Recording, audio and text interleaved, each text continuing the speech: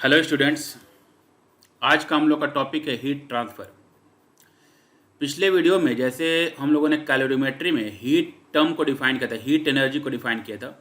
हम लोग वहाँ पे ये चीज़ पढ़े थे कि heat is a form of energy and it transfers from one body to another body due to difference in temperature. And ये भी हम लोग पढ़े थे कि heat always transfers from high temperature to low temperature. अब यहाँ पे इस सेक्शन में जो हीट ट्रांसफर वाला सेक्शन है, इसमें हम लोग ये पढ़ने का ट्राई करेंगे कि हीट ट्रांसफ़र में कितने प्रोसेस हो सकते हैं, हीट ट्रांसफ़र के क्या क्या प्रोसेसेज हो सकते हैं, क्या क्या वेज हो सकते हैं, किन किन तरीक़ों से हीट जो है एक पॉइंट से दूसरे पॉइंट पे ट्रांसफ़र हो सकता है। ठीक, अब जैसे हीट ट्रांसफ़र के मेन पॉइंट पे जाने से पहले एकदम एक बेसिक एग्जांपल से इसको समझने का ट्राई करते हैं। सपोज जो है दो प्लेस मैंने डिफाइन किया, दो पॉइंट मैंने डिफाइन किया। एक पॉइंट है A and another point is B. And suppose एक बॉल जो है पॉइंट ए से पॉइंट बी को एक बॉल को मूव करना है। अब जैसे अगर कहीं से पूछा जाए कि इस बॉल को पॉइंट ए से पॉइंट बी पे जाने में क्या क्या तरीके यूज हो सकते हैं, किस किस तरीके से बॉल जो है पॉइंट ए से पॉइंट बी को जा सकता है। तो फर्स्ट अप्रोच तो ये है कि किसी ने इस बॉल को यहाँ से पिक किया, वो खुद चल के यहाँ से जो है बॉल को अपने साथ ले गया और ले के प्लेस बी पे रख दिया। ठीक, तो यहाँ से किसी ने बॉल को पिक किया, प्लेस ए से बॉल को खुद पिक किया और खुद यहाँ से चल के बी पे गया और प्लेस बी के पास इसको प्लेस कर दिया। तो एक तरीका ये हुआ। दूसरा तरीका ये भी हो सकता है कि पॉइंट ये जो है ए से बी को जो है बॉल अगर जाना है तो ऐसा भी हो सकता है कि कोई मैकेनिज्म ऐसा यूज किया जाए कि यहाँ से बॉल डायरेक्टली थ्रो हो जाए और फिर यहाँ से बी तक जो है डायरेक्टली बॉल पहुँच जाए। तो ये भी एक तरीका हो सकता है कि बॉल जो है यहाँ से ए से बी तक डायरेक्टली फ्लाई करके चला जाए। ठीक, तो ये एक दूसरा तरीका हुआ। तीसरा तरीका ये हो सकता है कि अगर बहुत सारे लोग जो हैं एक क्यू में ऐसे जो है एक लाइन में ऐसे अगर खड़े हो जाएं, ए से बी के बीच में अगर खड़े हो जाएं और एक आदमी जो है बॉल को पॉइंट ए से पिक किया और फिर इसने अपने अगले आदमी को दिया, बगल वाले आदमी को पास किया, फिर ये इसने इसके अगले वाले आदमी को पास किया और ऐसे एक एक करके पास करते हुए पॉइंट ए से जो है पॉइंट बी को बॉल चला गया। तो ये तीन एग्जाम्पल हम लोग देखे कि तीन जो है पॉइंट ए से पॉइंट बी को अगर बॉल पहुंचाना है तो फर्स्ट एग्जाम्पल मैंने बताया कि यहाँ से बॉल को पिक किया और खुद ले के बॉल को बी तक चला गया। दूसरा, बॉल यहाँ से खुद फ्लाई किया और फ्लाई करके बी पे आ गया। एंड थर्ड, एक एक करके यहाँ पे आदमी जो हैं एक एक करके बॉल को पास किए एंड बॉल को बी पे पहुँचा दिया। ये तो मैंने एग्जाम्पल बताया एक बॉल को ए से बी तक जाने का। अब इसी को हीट के फॉर्म में जो है समझने का ट्राई करते हैं, हीट एनर्जी के फॉर्म में समझने का ट्राई करते हैं। अब जैसे मान लो कि पॉइंट ए जो है पॉइंट ए से हीट एनर्जी को पॉइंट बी तक जाना है। अब हीट एनर्जी को पॉइंट ए से एक पॉइंट से दूसरे पॉइंट पे पहुंचाने के लिए जाने के लिए क्या क्या मैकेनिज्म हो सकते हैं, क्या क्या तरीके हो सकते हैं। तो फर्स्ट अप्रोच ये है कि अगर इस पॉइंट पे, इस प्लेस पे एक मॉलिक्यूल जो है, एक मीडियम का मॉलिक्यूल जो है इस हीट को एब्जॉर्व किया, इस हीट एनर्जी को एब्जॉर्व करता है एंड फिर ये मॉलिक्यूल खुद जो है यहाँ से शिफ्ट करके ट्रेवल करके बी तक चला जाता है। तो ये जो हीट एनर्जी होगी ए से बी तक चली जाएगी विथ द मॉलिक्यूल। इस मॉलिक्यूल के साथ जो है ये हीट एनर्जी ए से बी तक जाएगी। तो वैसा प्रोसेस जिसमें कोई मॉलिक्यूल जो है, मीडियम का मॉलिक्यूल जो है, मीडियम के पार्टिकल जो हैं, पार्टिकल खुद हीट एब्जॉर्व करके एक पॉइंट से दूसरे पॉइंट पर मीडियम में हीट को ट्रांसफर करे, हीट को ले जाए, that process is called convection. In convection process particle जो है, मॉलिक्यूल जो हैं एक पॉइंट से दूसरे पॉइंट पर खुद जो है हीट को लेके जाते हैं या खुद हीट को लेके जो है ट्रेवल करते हैं। तो मॉलिक्यूल्स का ट्रेवल होता है, पार्टिकल्स का ट्रेवल होता है। तो this is called convection process. ठीक, कन्वेक्शन प्रोसेस के अगर एग्जाम्पल की बात करें तो कन्वेक्शन में लोग ये बोल सकते हैं कि जैसे पानी के गर्म होने का, वाटर के गर्म होने की अगर बात की जाए तो वाटर के गर्म होने का जो एग्जांपल है, वाटर के बॉयल होने का जो एग्जांपल है, वो हम लोग का कन्वेक्शन प्रोसेस के थ्रू होता है।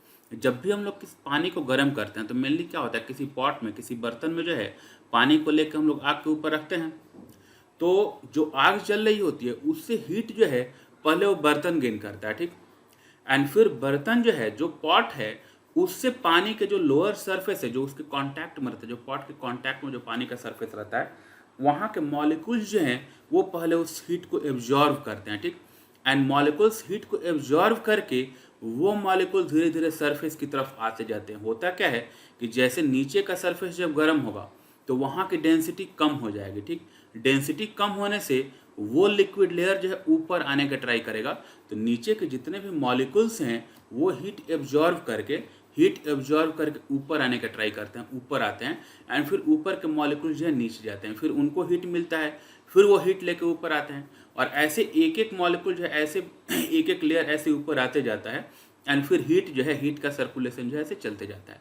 मीन्स कि in convection process molecule heat absorb करता है और फिर उस एब्जॉर्ब्ड हीट को एक पॉइंट से दूसरे पॉइंट पर खुद ट्रेवल करके पहुंचाता है, ठीक। That process is called convection, जिसमें मॉलिक्यूल हीट को खुद लेके जाए, ठीक। तो ये हुआ हम लोग का कन्वेक्शन का प्रोसेस।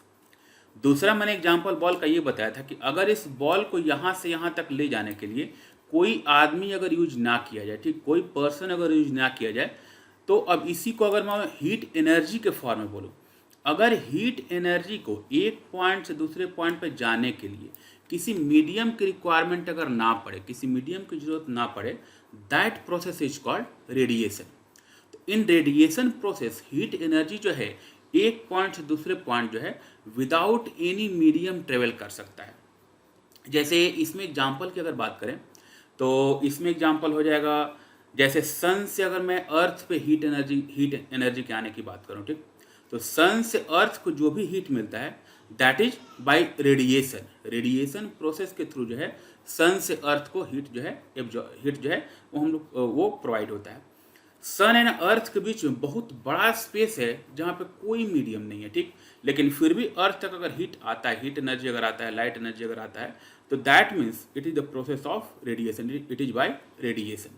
तो ये हम लोग का एक रेडिएशन का एग्जाम्पल हुआ जिसमें मीडियम की रिक्वायरमेंट नहीं होती है, ठीक, कोई मीडियम पार्टिकल की रिक्वायरमेंट नहीं होती है।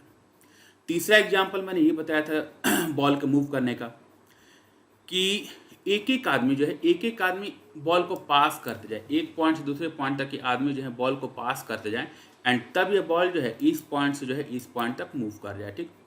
अब इसको अगर हीट एनर्जी के टर्म में अगर बात करें तो अगर ऐसा कुछ केस हो, अगर ऐसा मीडियम हो जिसमें मीडियम का मॉलिक्यूल एक जगह पे हीट एब्जॉर्ब करे एंड उस एब्जॉर्ब्ड हीट को अगले पार्टिकल के पास ट्रांसफ़र किया, अगले मॉलिक्यूल के पास ट्रांसफ़र किया, फिर अगला मॉलिक्यूल जो है नेक्स्ट मॉलिक्यूल को ट्रांसफ़र किया, और ऐसे एक एक से ट्रांसफ़र होते हुए अगर हीट एक पॉइंट से दूसरे पॉइंट पर जाता है, that process is called conduction. यानी कि in conduction process molecules move नहीं करते, हर एक मॉलिक्यूल अपने प्लेस पे है, कोई मॉलिक्यूल अपने जगह से नहीं हिला।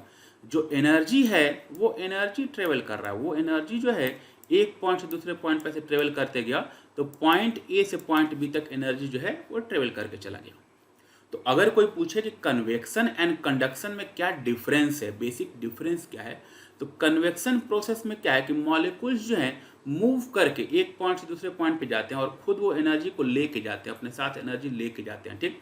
एब्जॉर्ब्ड एनर्जी को एक प्लेस से दूसरे प्लेस पे मूव करके पहुंचाते हैं। लेकिन इन प्रोसेस ऑफ कंडक्शन जो एनर्जी का जो ट्रांसफ़र होता है, जो हीट का जो ट्रांसफ़र होता है, without movement of any molecule जो है वो शिफ्ट नहीं करते, मॉलिक्यूल एक जगह से दूसरी जगह नहीं जाते, वो केवल हीट को ट्रांसफ़र करते जाते हैं, हीट एनर्जी को जो है वो नेक्स्ट मॉलिक्यूल के पास ट्रांसफ़र करते जाते हैं, और ऐसे हीट एनर्जी जो है एक पॉइंट से दूसरे पॉइंट को ट्रांसफ़र होता है।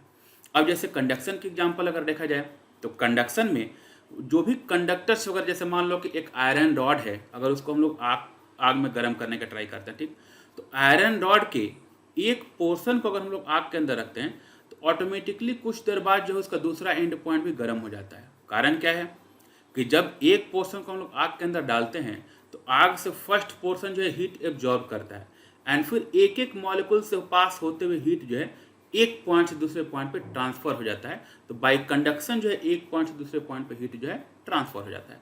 तो ये जो हम लोग का एग्जाम्पल कंडक्शन का है। अब जहाँ तक इस चैप्टर में हीट ट्रांसफ़र के डिटेल्ड की अगर बात की जाए तो डिटेल्ड एनालिसिस जो है हम लोग इसमें मेनली दो प्रोसेस का पढ़ेंगे, एंड वो होगा कंडक्शन एंड रेडिएशन। तो सबसे पहले जो है हम लोग कंडक्शन को डील करेंगे कि कंडक्शन में क्या क्या वेरिएशंस हो सकते हैं। अगर पार्टिकल्स के बिना पार्टिकल्स के मूवमेंट के अगर एक पॉइंट से दूसरे पॉइंट पर अगर हीट ट्रांसफर होता है तो उसमें क्या क्या जो है क्या क्या मेथड जो है यूज, क्या क्या फैक्टर्स आते हैं, क्या क्या उसमें वेरिएशंस हो सकते हैं। तो स्टार्ट करते हैं कंडक्शन से। अब कंडक्शन के लिए एक बेसिक एग्जांपल जो है हम लोग लेते हैं। जैसे सपोज जो है सपोज एक रॉड है, कंडक्टिंग रॉड है, जिसकी लेंथ दे रखी है L। इसका cross section area uniform cross section area है और ये cross section area capital A मान लेते हैं, ठीक। इस रॉड के दोनों एंड पॉइंट का टेम्परेचर भी दे रखा है। एक साइड का टेम्परेचर थीटा A है, ये जो सेक्शन A है इसका टेम्परेचर थीटा A मान लिया, और ये जो सेक्शन B है इसका टेम्परेचर थीटा B मान लिया।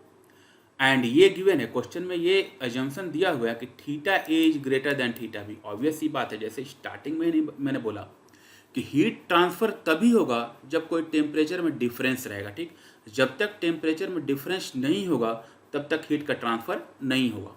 तो यहाँ पे जो सेक्शन A है उसका टेम्परेचर सेक्शन B से हम लोग ज़्यादा मान रहे हैं, यानी कि सेक्शन A से सेक्शन B को हीट जो है ट्रांसफर हो रहा है। एंड इस पूरे इंटायर प्रोसेस में हम लोग अज्यूम कर रहे हैं कि there is no other heat loss, surrounding में कोई हीट लॉस नहीं हो रहा है। तो assuming that there is no heat loss in the surrounding, कोई सराउंडिंग में हीट का लॉस नहीं हो रहा है, तो क्या क्या चीज़ें हो सकती हैं। अब जैसे अगर कोई पूछे कि when a cross section receives some energy, some heat energy, अगर कोई भी क्रॉस सेक्शन कुछ हीट एनर्जी एब्जॉर्ब करता है तो क्या क्या हो सकता है। एक तो क्या करेगा कि उस हीट एनर्जी को एब्जॉर्ब करके, अगर कोई क्रॉस सेक्शन कुछ हीट एनर्जी रिसीव करता है, किसी क्रॉस सेक्शन के पास कुछ हीट एनर्जी अगर आता है तो उस एनर्जी का वो क्या क्या कर सकता है। तो एक तो ये हुआ कि उस एनर्जी को ये एब्जॉर्ब कर सकता है, कुछ एनर्जी एब्जॉर्ब करके अपना टेम्परेचर राइज कर सकता है, अपना टेम्परेचर बढ़ा सकता है। एंड जो रेस्ट पार्ट ऑफ एनर्जी है उसको आगे ट्रांसफर कर सकता है, अगले क्रॉस सेक्शन पे ट्रांसफर कर सकता है। तो when a cross section receives some energy, first it increases its own energy, and then passes some energy to the next cross section। जो एनर्जी बचा उसको नेक्स्ट क्रॉस सेक्शन पे पास कर दिया। तो मान लो कि यहाँ पे QA जो है, QA रेट से सेक्शन A जो है, क्रॉस सेक्शन A जो है, इस पे QA रेट से एनर्जी जो है आ रहा है। एंड यहाँ से कुछ जो एनर्जी, जिस रेट से एनर्जी आया, इसमें से कुछ एनर्जी ये क्रॉस सेक्शन एब्जॉर्ब कर लिया एंड कुछ एनर्जी आगे ट्रांसफ़र कर दिया। फिर यहाँ पे कुछ एनर्जी एब्जॉर्ब हुआ, फिर आगे ट्रांसफ़र हुआ, फिर यहाँ पे कुछ एनर्जी एब्जॉर्ब हुआ, फिर वो आगे ट्रांसफ़र हुआ। एंड ऐसे प्रोसेस चलते रहा और फाइनली एनर्जी यहाँ पे आया। यहाँ पे जो एनर्जी का रेट जो है, एनर्जी बाहर जाने का जो रेट है, उसको QB हम लोग डिफाइन कर रहे हैं। अब अगर इस कंडीशन में अगर कोई पूछे कि QA एंड QB में क्या रिलेशन होगा, तो हम लोग डायरेक्टली बोल सकते हैं कि QA is greater then QB, क्योंकि यहाँ से यहाँ तक आने में बीच में बहुत जगह पे हर एक क्रॉस सेक्शन पे कुछ कुछ एनर्जी एब्जॉर्ब होते गया एंड फिर जो एनर्जी बचा वो यहाँ पे जा रहा है, ठीक। यानी कि QA is greater then QB। तो इनिशियली जो है स्टार्टिंग में QA की वैल्यू QB से ज़्यादा होगी। लेकिन अगर ये प्रोसेस हमेशा ऐसे जो है मेंटेन किया जाए, अगर ऐसा किया जाए कि यहाँ पे एक सोर्स है जिसका हीट सोर्स जो है इसका टेम्परेचर फिक्स कर दिया, इसका कांस्टेंट टेम्परेचर है, तो ये क्रॉस सेक्शन क्या होगा कि कांस्टेंट टेम्परेचर पे मेंटेन्ड हो जाएगा। एंड अगर ऐसे ही इस क्रॉस सेक्शन को भी किसी सेटअप के थ्रू एक लोअर टेम्परेचर पर अगर मेंटेन कर दें तो ये हमेशा के लिए हायर टेम्परेचर पर मेंटेन हो गया, ये हमेशा के लिए लोअर टेम्परेचर पर मेंटेन हो गया। एंड अब हीट जो है इस क्रॉस सेक्शन के टेम्परेचर को और इस क्रॉस सेक्शन के टेम्परेचर को सेम करने के लिए high temperature to low temperature ऐसे ट्रांसफ़र होते जाएगा। लेकिन अगर हम लोग ये हमेशा के लिए मेंटेन कर रहे, अगर इन क्रॉस सेक्शन के टेम्परेचर को चेंज ना होने दें, तो हम लोग बोल सकते हैं कि वैसे केस में जो भी हीट यहाँ पे इंटर करेगा वो सारा का सारा हीट जो है यहाँ से बाहर चला जाएगा, क्योंकि इसका भी टेम्परेचर इंक्रीज नहीं हो रहा है और इसका भी टेम्परेचर इंक्रीज नहीं हो रहा है। एंड उस स्टेट को हम लोग बोलते हैं स्टेडी स्टेट। यानी कि इन स्टेडी स्टेट, जब स्टेडी स्टेट की बात करें, फाइनली जब स्टेडी स्टेट में रीच हो गया, उस केस में QA और QB दोनों की वैल्यू सेम हो जाएगी। हाँ, लेकिन ये चीज़ ध्यान रखें कि थीटा ए और थीटा बी सेम नहीं होगा, क्योंकि टेम्परेचर एंड पॉइंट का टेम्परेचर अगर सेम हो जाए तो फिर तो हीट ट्रांसफर ही बंद हो जाएगा। तो ये दोनों जो हैं टेम्परेचर एंड पॉइंट के बीच में कुछ टेम्परेचर डिफरेंस हमेशा मेंटेन रहना चाहिए, तभी ये हीट ट्रांसफर होगा। तो फाइनली क्या होगा कि in steady state each cross section, हर एक क्रॉस सेक्शन जो है एक पार्टिकुलर टेम्परेचर पे फिक्स हो जाएगा, और ए से लेके बी तक टेम्परेचर हर एक क्रॉस सेक्शन का ऐसे डिक्रीज होते जा रहा है, एंड जो भी हीट यहाँ पे इंटर किया वही सेम अमाउंट ऑफ हीट जो है बी से बाहर जाएगा। तो that is the case of steady state. अब इसको समझने के लिए एकदम एक बेसिक एग्जांपल लेते हैं। जैसे एकदम अगर कॉमन अगर एग्जांपल ले तो ये समझ सकते हैं, जैसे गांव में मान लो कि अगर खेत को जो है हम लोग को पानी सिंचाई करनी है, खेत की सिंचाई करनी है, तो देखते हैं कि जैसे बीच में जो है बहुत दूर जो है जैसे कहीं पे एक बोरिंग जो है बोरिंग चालू किया रहता है, बोरिंग रहता है, उसमें एक हौज बना रहता है, वहाँ पे पानी की सप्लाई होती है, एंड उस हौज से पानी को जो है नाली के थ्रू जो है एक प्लेस से दूसरे प्लेस पे ले जाया जाता है। ठीक, तो दूर दूर पे जो भी खेत होते हैं उनको हम लोग जो है सिंचाई कर सकते हैं उससे। अब जैसे मान लो कि बोरिंग स्टार्ट हुआ, हौज में पानी फिल हो गया, अब उस हौज से पानी को जो है किसी खेत में ले जाना है। सपोज मिट्टी का हम लोग नाली बना रहे हैं, अब पानी का सप्लाई वहाँ से स्टार्ट हुआ। अब हम लोग ये बोल सकते हैं कि स्टार्टिंग में जो पानी का सप्लाई होगा उसमें क्या होगा कि रास्ते में जैसे जैसे पानी आगे बढ़ते जाएगा, मिट्टी की वजह से पानी एब्जॉर्ब होते जाएगा, हर एक प्लेस से पानी एब्जॉर्ब होते जाएगा। ठीक, एंड जो रेस्ट अमाउंट ऑफ पानी बचा वो आगे बढ़ते जाएगा। तो हौज से पानी मान लो कि सपोज जो है 10 लीटर पर सेकंड जो है पानी सप्लाई हो रहा है, लेकिन बीच में एब्जॉर्प्शन होने की वजह से क्या होगा कि जब खेत तक पानी जाएगा तो वहाँ पे पानी की मात्रा कम हो जाएगी, यानी कि जो रेट ऑफ सप्लाई है और जो रेट ऑफ रिसीव है उसमें डिफरेंस हो गया। हौज से डिफरेंट रेट से पानी निकल रहा है, और जो पानी खेत में पहुँच रहा है उसका रेट अलग है, वो कम है, क्योंकि बीच में पानी क्या हो जाएगा, एब्जॉर्ब हो जा रहा है, जो है मिट्टी के थ्रू जो है एब्जॉर्ब हो जा रहा है। लेकिन अगर इसी प्रोसेस को हम लोग कंटिन्यू रखें तो हम लोग ये चीज़ देखते हैं कुछ देर बाद जो है आसपास की मिट्टी जब एब्जॉर्ब करना बंद कर देता है, पानी एब्जॉर्ब करना बंद कर देता है, तब क्या होता है कि हौज से जितना पानी निकलता है वो सारा का सारा पानी जो है खेत तक जाता है। ठीक, यानी कि रेट ऑफ सप्लाई और रेट ऑफ रिसीव दोनों सेम हो जाता है। तो ये बोल सकते हैं कोई स्टेडी स्टेट में पहुंच गया। ठीक, तो वैसा ही केस कुछ यहाँ पे भी है कि जिस रेट से अगर स्टेडी स्टेट में रीच कर गया तो जिस रेट से यहाँ से हीट सप्लाई होगा उसी रेट से यहाँ पे हीट बाहर जाएगा। अब हम लोग को ये चीज़ देखना है कि जो रेट ऑफ हीट फ्लो है वो किन किन बातों पे डिपेंड करता है। यानी steady state rate of heat flow जो है किन फैक्टर्स पे डिपेंड करेगा। तो अगर रेट ऑफ हीट फ्लो जो है इसको अगर मैं कैपिटल एच से डिफाइन करूँ, capital H is D Q by D T rate of heat flow, तो ये चीज़ तो हम लोग कन्फर्म बोल सकते हैं कि rate of heat flow is directly proportional to temperature difference. Temperature difference के डायरेक्टली प्रोपोर्शनल होता है। ऑब्वियस सी बात है कि जितना ज़्यादा टेम्परेचर डिफरेंस रहेगा, टेम्परेचर डिफरेंस जितना ज़्यादा रहेगा उतना ही फास्ट रेट से हीट ट्रांसफर होगा, ताकि जल्दी से जल्दी उस टेम्परेचर के डिफरेंस को कम कर दिया जाए। ठीक, तो जितना डिफरेंस ज़्यादा होगा उतना ही फास्ट रेट से फ्लो करेगा। तो it is directly proportional to temperature difference. Cross section area जितना ज़्यादा रहेगा, हीट के जाने की जगह जितनी ज़्यादा रहेगी उतना ही ज़्यादा रेट से हीट फ्लो करेगा। एंड लेंथ जितना ज़्यादा होगा, जितना ज़्यादा डिस्टेंस ट्रेवल करना पड़ेगा उतना ही रेट क्या होगा, कम हो जाएगा। ठीक, यानी कि inversely proportional to the length. तो rate of heat flow is directly proportional to temperature difference, directly proportional to cross section area and inversely proportional to length of the conductor. अब इन तीनों एक्सप्रेशंस को अगर हम लोग कंबाइन करके लिखें और इस प्रोपोर्शनलिटी टर्म को जो है ये जो प्रोपोर्शनलिटी जो है इसके जगह पे अगर हम लोग एक कांस्टेंट रिप्लेस करें, प्रोपोर्शनलिटी कांस्टेंट के, तो ये जो पूरा एक्सप्रेशन जो है रेट ऑफ हीट फ्लो का जो एक्सप्रेशन है that will become K into A into temperature difference upon length, K A temperature difference upon length. जो के की जो टर्म है इसको हम लोग बोलते हैं coefficient of thermal conductivity, coefficient of thermal conductivity.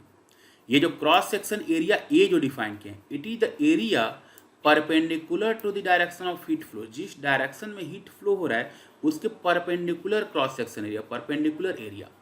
And जो लेंथ एल जो डिफाइन किए, it is the length parallel to the flow, जिस डायरेक्शन में हीट फ्लो हो रहा है उसके पैरेलल जो लेंथ है दैट इज द एल। तो parallel to the direction of flow of heat. तो जैसे यहाँ पे डिफाइन किया गया है, तो हीट जो है लेफ्ट टू राइट फ्लो करके जा रहा है, तो इसके परपेंडिकुलर क्रॉस सेक्शन एरिया ये हुआ, तो ये एरिया ए डिफाइन किया है, ये पैरेलल लेंथ एल हुआ, तो ये लेंथ एल डिफाइन किया, और टेम्परेचर डिफरेंस जो है वो theta A minus theta B हो गया। ठीक, तो ये एक्सप्रेशन जो है पूरा आ गया, H इक्वल टू के into area into temperature difference upon L. जो कोफिशियंट ऑफ थर्मल कंडक्टिविटी है इट डिपेंड्स अपॉन मटेरियल, ये मटेरियल प्रॉपर्टी होता है बेसिकली। जैसे मान लो कि एल्यूमिनियम की बात करें, कॉपर की बात करें, आयरन की बात करें, स्टील की बात करें, जैसे जैसे मटेरियल चेंज होगा उनकी थर्मल कंडक्टिविटी अलग होती जाएगी। जैसे वुड की थर्मल कंडक्टिविटी डिफरेंट है, आयरन की थर्मल कंडक्टिविटी डिफरेंट है, स्टील की थर्मल कंडक्टिविटी डिफरेंट है। जिस सब्सटेंस की थर्मल कंडक्टिविटी जितनी ज़्यादा होगी उस सब्सटेंस के through rate of heat flow जो है उतना ही ज़्यादा होगा। जैसे मान लो कि इसको एग्जांपल से समझ सकते हैं, जैसे सपोज एक आयरन रॉड है, उसके एक एंड पॉइंट को हम लोग आग में रखते हैं, दूसरे एंड पॉइंट को होल्ड करके रखा, तो ये चीज़ हम लोग देखते हैं कि तुरंत जो है दूसरा एंड पॉइंट जो है बहुत जल्दी गर्म हो जाता है और फिर उसको जो है उससे हम लोग का हाथ जलने लगता है। लेकिन अगर हाथ जलने से बचाना है तो हम लोग क्या करते हैं कि दूसरे एंड पॉइंट पर लकड़ी लगा देते हैं। लकड़ी के आने से क्या होता है कि लकड़ी का थर्मल कंडक्टिविटी बहुत ही कम होता है, तो वो जल्दी गर्म नहीं होता। ठीक, तो इसीलिए बहुत जगह जैसे जो कुकिंग इक्विपमेंट्स होते हैं उनमें देखते हो कि फाइबर जो है, फाइबर हैंडल के पास फाइबर लगाया रहता है या वुड लगाया रहता है, क्योंकि इनकी थर्मल कंडक्टिविटी बहुत ही कम होती है।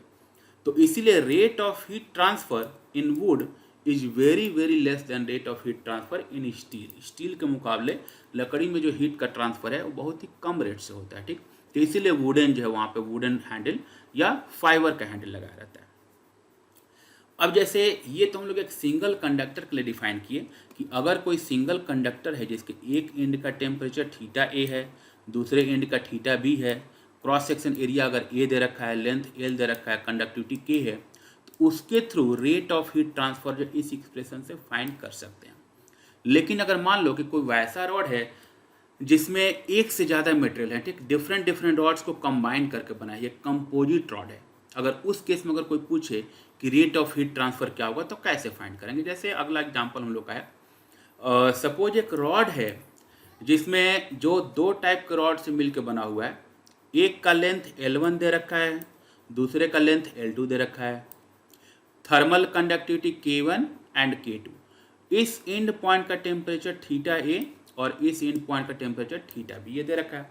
जो जंक्शन पॉइंट है इसका टेम्परेचर नहीं दे रखा है, एंड अब बोल रहा है कि theta A is greater than theta B, find rate of heat flow through this rod. इस रॉड के through rate of heat flow क्या होगा।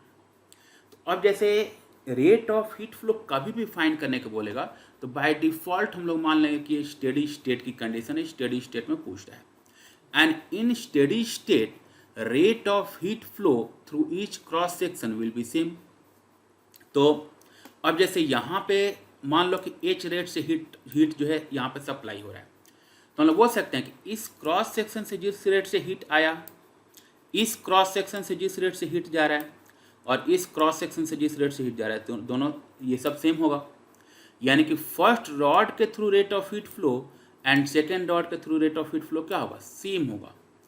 तो इसके through rate of heat flow find करना है, तो H equal to K into A, K1 into area upon into temperature difference. Temperature difference higher ये हुआ, लोअर ये हुआ, इस जंक्शन का टेम्परेचर हम लोगों ने थीटा मान लिया है, तो temperature difference theta A minus theta B upon length L1, तो H equal to K1 A theta A minus theta B upon L1। वैसे ही दूसरे रॉड से अगर फाइंड किया जाए कि इस रॉड से रेट ऑफ हीट फ्लो क्या होगा, तो यहाँ पे रेट ऑफ हीट फ्लो जब डिफाइन करेंगे तो ये हो जाएगा K2 into area into temperature difference theta minus theta B upon L2, तो ये आ गया। अब इसका रेट ऑफ हीट फ्लो और इसका रेट ऑफ हीट फ्लो दोनों क्या होगा, सेम होगा, यानी कि दोनों को हम लोग इक्वेट कर सकते हैं। तो अगर इन दोनों को इक्वेट किया जाए तो यहाँ से थीटा की वैल्यू भी फाइंड कर सकते हैं, लेकिन हम लोग को चूँकि rate of heat flow find करना है तो अब थीटा को हम लोग को क्या करना पड़ेगा, एलिमिनेट करना पड़ेगा, थीटा को हटाना पड़ेगा। तो इस L1 टर्म को ले जाकर इधर मल्टीप्लाई किया और K1 A1 को डिवाइड कर दिया, तो यहाँ बचा थीटा ए माइनस थीटा। इसमें से L2 को मल्टीप्लाई किया, K2 A2 को डिवाइड कर दिया, तो यहाँ पर बचा थीटा माइनस थीटा भी। एंड अब क्या किया कि इन दोनों टर्म्स को ऐड कर लिया। दोनों टर्म्स को ऐड करेंगे तो ये टर्म और ये टर्म कैंसिल हो जाएगा, बचेगा theta A minus theta B. तो ये एक्सप्रेशन यहाँ पे लिखा हुआ है, theta A minus theta B is equal to L1 by K1 A into H plus L2 by K2 A into H.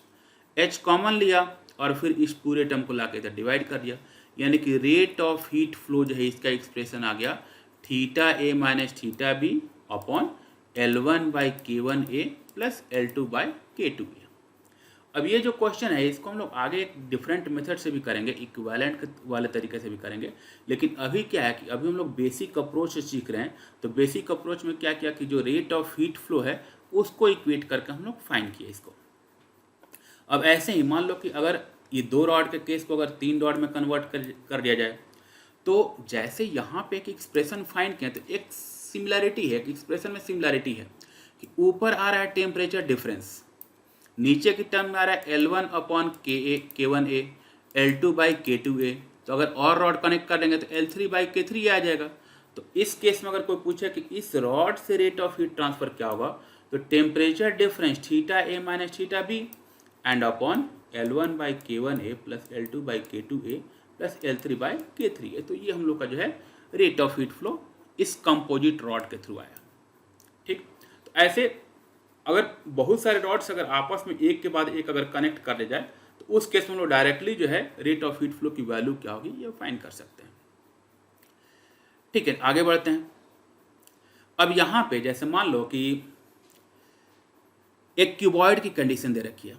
इस क्यूबॉइड में लेंथ ऑफ द क्यूबॉइड ये दे रखा है ए के इक्वल, इसकी हाइट जो है बी दे रखा है और ये साइड का लेंथ इसका सी दे रखा है। ठीक, ए बी सी जो है ये साइड जो है ये लेंथ जो साइड के लेंथ दे रखे हैं एंड के is the coefficient of thermal conductivity. अब जैसे इसके अपर फेस जो है, अपर फेस का टेम्परेचर थीटा ए गिवन है, लोअर जो बॉटम फेस के इसका टेम्परेचर थीटा बी दे रखा है एंड ये बोला है कि theta A is greater than theta B, यानी कि ये हायर टेम्परेचर हो गया, लोअर टेम्परेचर हो गया। तो हीट जो है हाई टेम्परेचर से लो टेम्परेचर की तरफ फ्लो करेगा। अब अगर कोई पूछे कि रेट ऑफ हीट फ्लो क्या होगा, तो ऐसा अगर कहीं भी क्वेश्चन है किसी भी कंडक्टर के थ्रू अगर रेट ऑफ हीट फ्लो पूछे तो ये चीज़ देखना होगा हम लोग को कि जिस डायरेक्शन में हीट फ्लो हो रहा है उसके परपेंडिकुलर क्रॉस सेक्शन एरिया क्या है और उसके पैरेलल लेंथ कितना है। तो हीट फ्लो हो रहा है ऊपर से नीचे की तरफ, तो इसके पैरेलल लेंथ कितना होगा b, एंड हीट के फ्लो के डायरेक्शन के परपेंडिकुलर अगर एरिया की बात करें तो ये हो जाएगा a इंटू सी। तो एरिया के जगह पे ए सी रख देंगे और लेंथ की जगह पे b रख देंगे, यानी कि रेट ऑफ हीट फ्लो जो है वो हो जाएगा h इंटू एरिया ए सी और into temperature difference theta 1 minus theta 2 and upon length b।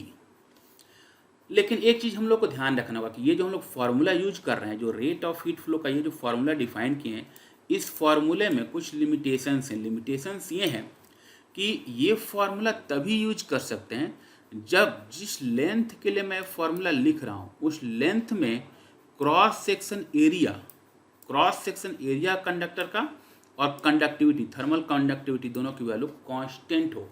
अगर ये दोनों वैरी करेंगे तब ये डायरेक्ट फार्मूला अप्लाई नहीं कर सकते। ठीक, तो ये फार्मूला डायरेक्टली तभी एप्लीकेबल है जब यूनिफॉर्म क्रॉस सेक्शन एरिया हो एंड यूनिफॉर्म थर्मल कंडक्टिविटी हो। अब जो है ये यूनिफॉर्म वाला केस तो फिर भी आसान है, ईजी है। हम लोग जो है नेक्स्ट उस केस पे जाएंगे जब नॉन यूनिफॉर्म का केस आएगा। तो एक एग्जाम्पल हम लोग वैसा देखने का ट्राई करेंगे जिसमें थर्मल कंडक्टिविटी तो कांस्टेंट रहेगी लेकिन एरिया जो है एरिया वैरी कर रहा होगा। जिस लेंथ के लिए कैलकुलेशन कर रहे हैं उसमें क्रॉस सेक्शन एरिया जो है वो वेरिएबल होगा। अब इसके लिए एक एकदम अच्छा से एग्जांपल लेते हैं। जैसे सपोज एक फ्रस्टम की कंडीशन दे रखी है। इन दिस फ्रस्टम जो लेफ्ट इंड पॉइंट है, लेफ्ट इंड पॉइंट का रेडियस ए दे रखा है, इधर का रेडियस बी दे रखा है, यानी कि यहाँ का क्रॉस सेक्शन एरिया हम लोग का पाई ए स्क्वायर है और यहाँ का cross section area pi B square है। लेंथ जो है इसका एल दे रखा है। ठीक, थर्मल कंडक्टिविटी कांस्टेंट है, के गिवन है। एंड यहाँ का टेम्परेचर थीटा ए और यहाँ का temperature theta B, and given that theta A is greater than theta B, हम लोगों से पूछ रहा है कि रेट ऑफ हीट फ्लो क्या होगा, इस फ्रस्टम के थ्रू जो है किस रेट से हीट फ्लो कर रहा होगा। अब यहाँ पे प्रॉब्लम क्या है, प्रॉब्लम ये है कि इस लेंथ में अगर हम लोग देखें, इस लेंथ में जिस लेंथ के लिए कैलकुलेशन करना है उसके लिए अगर देखा जाए तो थर्मल कंडक्टिविटी ये तो कांस्टेंट है, लेकिन जब मैं क्रॉस सेक्शन एरिया की बात करूँगा, क्रॉस सेक्शन एरिया जो है, यहाँ पे cross section area pi A square है और यहाँ पे cross section area pi B square है। तो क्रॉस सेक्शन एरिया जो है पाई ए स्क्वायर से पाई बी स्क्वायर तक चेंज हो रहा है, ठीक, एरिया वेरिएबल है। अब जब भी ऐसे वेरिएबल का केस आता है तब वहाँ पर हम लोग का जो एलिमेंट कट करने का जो प्रोसेस है ये यूज होता है, इंटीग्रेशन का प्रोसेस यूज होता है। तो हम लोग ऐसे क्वेश्चंस में करेंगे क्या, जब भी जैसे थर्मल कंडक्टिविटी वैरी कर रहा हो, एरिया वैरी कर रहा हो, हम लोग वैसा सेगमेंट कट करने का ट्राई करेंगे, वैसा स्मॉल सेगमेंट कट करने का ट्राई करेंगे जिसके लिए एरिया एंड कंडक्टिविटी दोनों को कांस्टेंट माना जा सके। तो मान लिया कि यहाँ से लेफ्ट एंड पॉइंट से x डिस्टेंस आगे गए एंड एक स्मॉल सेगमेंट dx कट कर लिया, तो dx बेसिकली क्या है, एक सर्कुलर डिस्क होगा। तो इस सर्कुलर डिस्क का थिकनेस हम लोग का dx हो गया एंड यहाँ का रेडियस नहीं पता है, मान लिया कि r है। अब जब टेम्परेचर की बात करेंगे तो एज्यूम करते हैं कि यहाँ पे टेम्परेचर थीटा है और यहाँ पे टेम्परेचर थीटा बी था, तो यहाँ से x डिस्टेंस आगे इस पॉइंट, इस क्रॉस सेक्शन एरिया का टेम्परेचर थीटा ए मान लिया एंड यहाँ पे थीटा प्लस डी थीटा मान लिया कि स्मॉल जो है, स्मॉल थोड़ा सा टेम्परेचर का डिफरेंस आया in d x in d x length, d theta temperature change हो रहा है, ठीक। अब जो है मुझे इस डी एक्स के लिए रेट ऑफ हीट फ्लो लिखना है। अब ये चीज़ तो कंफर्म है कि जैसे यहाँ से जिस रेट से हीट आ रहा होगा, हर एक क्रॉस सेक्शन से वही हीट जो है फ्लो करके आगे जा रहा होगा, यानी कि रेट ऑफ हीट फ्लो जो है हर एक क्रॉस सेक्शन से सेम होगा।